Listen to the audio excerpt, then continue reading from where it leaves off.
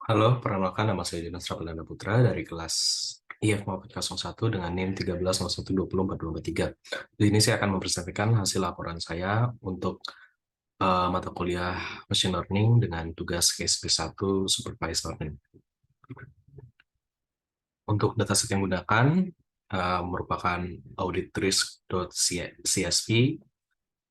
Berikut penjelasannya dan juga 5 data teratas dan 5 data terbawah.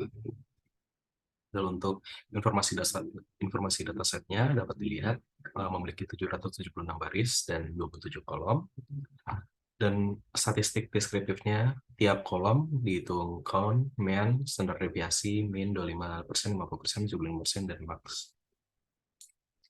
Lalu untuk korelasinya, untuk datasetnya bisa dilihat seperti gambar berikut ini. Lalu masuk ke pra pemrosesan datanya. Pertama, handling missing value-nya. Setelah dicek untuk missing value-nya, terdapat satu datum missing value di kolom money value. Lalu hal yang saya lakukan untuk mengatasinya itu adalah menghilangkan baris tersebut dengan cara dataset.dropna. Lalu untuk redundant atau duplikat data, terdapat 13 redundant data, dan hal yang saya lakukan juga menghilangkan data redundant tersebut dengan dataset.dropduplicates. Lalu untuk outliers-nya, berdasarkan korelasi tadi, terdapat 4 kolom yang dimana memiliki korelasi yang tinggi, yaitu skor A, skor B, skor MV, dan skor. Lalu setelah dicek satu-satu untuk visualisasi box plotnya, ternyata hanya kolom skor saja yang memiliki outliers sebagai berikut, di mana di indeks maksudnya di row 93, 190, 241, dan 495, di mana masing-masing value tersebut 5,2. Lalu hal yang saya lakukan adalah mendrop baris outliers tersebut berada dengan dataset di drop, lalu isi baris tersebut. Lalu untuk algoritma yang saya gunakan adalah ANN atau Artificial Neural Network, di mana tujuan di sini adalah mencari cara untuk memetakan input ke output masing-masing, dan ANN ini dapat digunakan untuk memecahkan masalah regresi dan klasifikasi seperti pada data yang diberikan. Lalu untuk penerapannya, pertama kita akan mengimport 6 library, yaitu Pandas, Matplotlib, .pyplot, Seaborn, TensorFlow, sklearn, Model Selection, dan Preprocessing.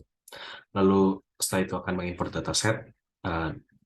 Linknya ini diambil dari GitHub repository yang sudah dimasukkan datasetnya. Lalu untuk konfigurasi datasetnya juga display max column dan max rows-nya.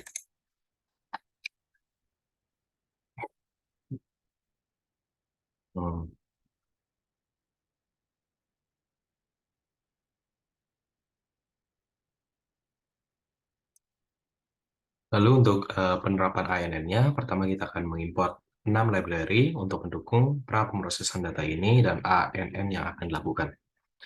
Lalu kedua akan mengimport dataset dengan dataset yang sudah disimpan ke dalam GitHub repository dalam bentuk link, dan akan dibaca dengan bantuan library Pandas dan disimpan ke dalam variabel dataset. Lalu juga konfigurasi dataset juga.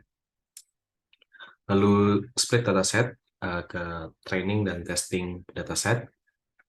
Saya menggunakan metode ilog dari Pandas untuk mengambil value dari kolom yang diinginkan di dataset. Variabel X ini diisi dengan variabel independen dari kolom para underscore A hingga kolom audit risk. Lalu variabel Y ini diisi dengan dependent variable, yaitu kolom risk, di mana itu outputnya 1 atau 0, 1 dan 0. Setelah itu akan di-split menggunakan bantuan library sklearn dengan konfigurasi 80% data train dan 20% data test.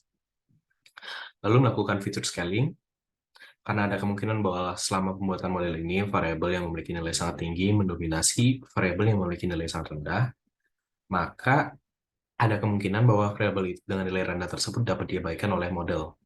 Dan karena fitur scaling ini digunakan, kita menggunakan teknik standarisasi dengan bantuan library sklearn pada kelas standar scalar. Bisa dilihat di sini ya, ada variabel xtrain dan xtest.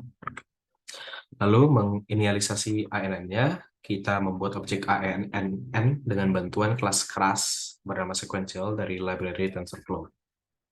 Lalu membuat hidden layer. Nah, setelah menginisiasi ANN tersebut, kita membuat dua hidden layer, di mana dengan bantuan kelas dance dari library TensorFlow ini, kita menerima dua input. Input yang pertama, units, itu jumlah neuron di masing lapisan, dan activation, yaitu fungsi aktivasi yang akan digunakan. Nah, optimal value dari unit yang ditemukan berdasarkan pengalaman ini adalah 6. Dan untuk fungsi aktivasi akan selalu menggunakan ReLU, yaitu Rectified Linear Unit, sebagai fungsi aktivasi untuk hidden layer. Yang pertama dan yang kedua. Lalu membuat output layernya, kita dengan bantuan kelas dance lagi dari library TensorFlow. Pada unit ini diberi 1 karena pada binary classification yang kita gunakan ini, di mana kita cuma punya 2 kelas sebagai output, yaitu 1 dan 0. Dan kita akan mengalokasi hanya 1 neuron ke output layer. Dan untuk fungsi aktivasinya, kita selalu menggunakan sigmoid untuk masalah binary classification. Lalu untuk mengcompile NNN-nya, kita menerima 3 input. Input pertama yang optimizer, yaitu menentukan pengoptimal data yang akan digunakan untuk melakukan stochastic gradient descent. Optimizer Adam dapat digunakan dengan neural network manapun. Lalu untuk loss-nya, kita menentukan loss function yang akan digunakan. Nah, untuk binary classification pada masalah seperti ini, kita menggunakan binary cross entropy. Lalu untuk matrix, kita cari performance matrix mana yang akan digunakan untuk menghitung performa. Di sini saya menggunakan akurasi sebagai performance matrixnya.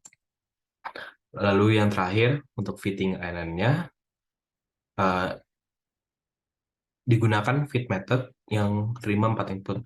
Input pertama itu xtrain, yaitu matrix filter untuk dataset train, lalu ytrain, vector variable dependent untuk dataset train, yang ketiga batch size, berapa banyak pengamatan yang harus ada dalam batch, umumnya itu 32 observasi, dan epochs, berapa kali neural networks akan dilatih, optimalnya itu 100. Lalu hasil evaluasi yang didapat seperti berikut. Ada loss dan akurasi di tiap epochs, yang dimana menunjukkan bahwa berdasarkan hasil fitting tersebut, pada tiap epoch ini loss berkurang dan akurasi itu bertambah, dan terlihat bahwa final akurasi yang kita dapat adalah 0,9818 atau 98,18%, yang dimana itu cukup luar biasa untuk neural network dengan kesederhanaan ini. Lalu kita juga dapat confusion matrix seperti berikut. Lalu berikut laporan yang telah saya buat, yang ada cover, kata pengantar, dan juga untuk menjelaskan bahwa laporan ini dikerjakan dengan cara yang tidak melanggar aturan perkuliahan dan kode etik akademisi. Lalu ikhtisar kumpulan data yang dipilih, ringkasan pra-pemrosesan data yang diusulkan, lalu penerapan algoritma yang dipilih, hasil evaluasi, dan juga link dan referensi. Nah, untuk kodenya di sini kita run all.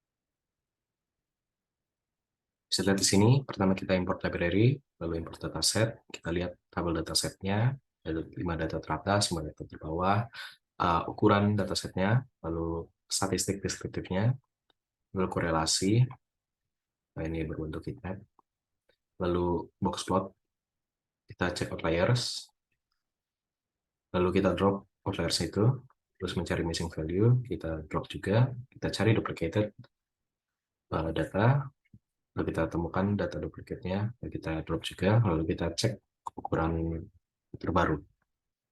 Lalu ini split dataset, masuk ke penerapan ANN, kita split dataset, kita feature scanning, lalu kita inisialisasi ANN-nya, kita buat hidden layer pertama, kita buat hidden layer kedua, dan kita buat output layer. Lalu kita compile ANN-nya, dan kita fitting.